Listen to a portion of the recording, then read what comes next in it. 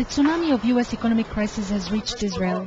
Tel Aviv stocks dropped significantly in the past few days and only partially recovered after the Central Bank of Israel announced that it was lowering the interest rate by 0.5%.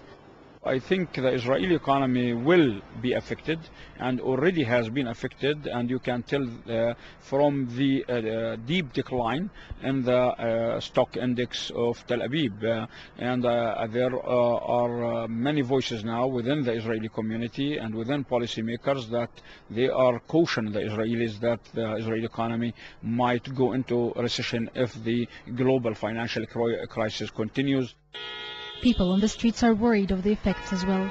If the crisis lingers on and if the Israeli cabinet intervenes, the individuals will have to pay higher taxes and buy more expensive goods.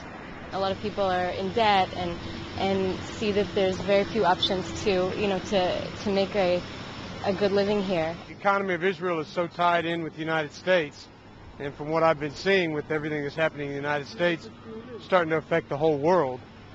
Officials at the Israeli Ministry of Finance reacted angrily to speculation about what may happen if the crisis continues.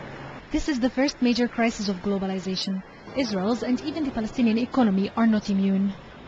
The Israeli economy will be affected much larger than probably the Palestinian economy.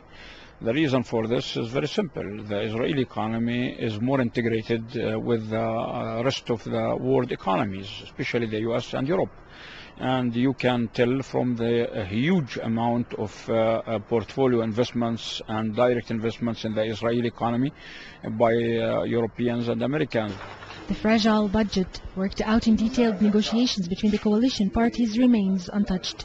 Incoming Kadima leader Tzipi Livni is keen to keep all the current coalition partners on board as she glues her new cabinet together.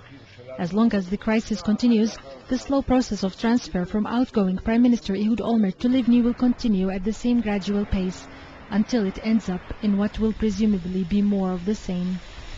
Stocks in Tel Aviv are falling down rapidly, indicating that Israel's economy is not immune to the crisis in the US. And experts say the result of the collapse will decidedly affect the political build-up in the near future. Shirin Yassin, Press TV, Tel Aviv.